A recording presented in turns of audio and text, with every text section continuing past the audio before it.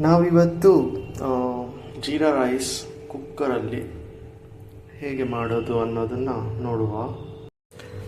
ನೋಡಿ friends, jeera rice ಮಾಡೋದು ನೋಡುವ. ಎಣ್ಣೆ ಹಾಕಿದ್ದೀನಿ ಪ್ಯಾನಲ್ಲಿ, ತುಂಬ ಸ್ವಲ್ಪ ಎಣ್ಣೆ ಹಾಕಿದ್ದೀನಿ. ಈ ಕಪ್ಪಲ್ಲಿ 1 ಕಪ್ ರೈಸ್ ಮಾಡ್ತೀವಿ. ಈರುಳ್ಳಿ ಒಂದು ಚಿಕ್ಕದು ಹೆಚ್ಕೊಂಡು ಇಟ್ಕೊಂಡಿದ್ದೀನಿ, ಜೀರಿಗೆ ಮತ್ತೊಂದು ಏಲಕ್ಕಿ. ಈ ಕಪ್ಪಲ್ಲಿ 1 ಲೋಟಕ್ಕೆ ಕೊಲ್ಲಂ ರೈಸ್ ತೊಗೊಂಡಿದ್ದೀನಿ. 1 ಲೋಟಕ್ಕೆ 3 ಲೋಟ ನೀರು ಕುದಿಯೋಕ್ಕಿಟ್ಟಿದ್ದೀನಿ. ಈಗ ಫಸ್ಟು ಏಲಕ್ಕಿ ಹಾಕ್ತೀನಿ ಎಣ್ಣೆಗೆ, ಆಮೇಲೆ ಈರುಳ್ಳಿ,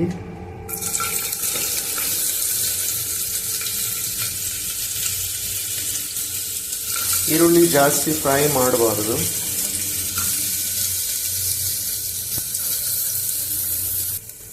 ಓಕೆ, ಸುಮಾರಾಗಿ 1 ನಿಮಿಷ ನಾನು ಫ್ರೈ ಮಾಡಿದ್ದೀನಿ.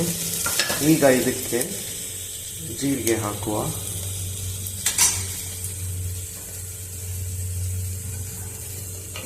ಜೀರಿಗೆ ಹಾಕಿ ಸ್ವಲ್ಪ ಹಸಿ ವಾಸನೆ ಹೋಗೋವರೆಗೆ ಫ್ರೈ ಮಾಡುವ.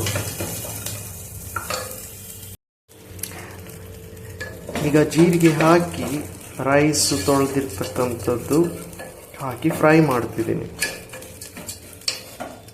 ಇದು ಫುಲ್ಲು ಡ್ರೈ ಆಗೋ ತನಕ ಫ್ರೈ ಮಾಡೋದು. ಸೊ ನಾವು ಮೊದಲು ಹೇಳಿದ ಹಾಗೆ 1 ಲೋಟ ರೈಸಿಗೆ 3 ಪಟ್ಟು ನೀರು ಹಾಕಿದ್ದೀನಿ. ಅದು ಕುದಿಯೋಕ್ಕೀಗ ಶುರು ಆಗ್ತಾ ಇದೆ. ನೋಡಿ, ಸುಮಾರು ಡ್ರೈ ಆಗ್ತಾ ಬರ್ತಾ ಇದೆ.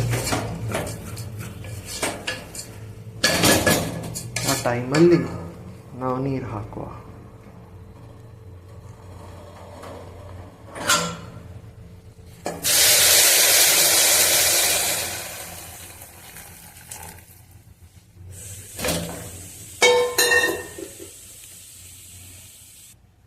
ಈಗ ರುಚಿಗೆ ತಕ್ಕಷ್ಟು ಉಪ್ಪು ಹಾಕುವ.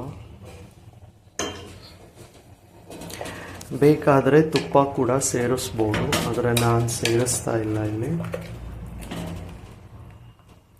ಸೊ ಗ್ಯಾಸನ್ನು ಹೈಯಲ್ಲಿಟ್ಟು ಮುಚ್ಚಳ ಮುಚ್ಚಿ 3 ಬಿಸಿಲ್ ಕೂಗಿಸುವ. ಸೊ ಗ್ಯಾಸ್ ಫ್ಲೇಮನ್ನು ಹೈಯಲ್ಲಿಟ್ಟಿದ್ದೀನಿ.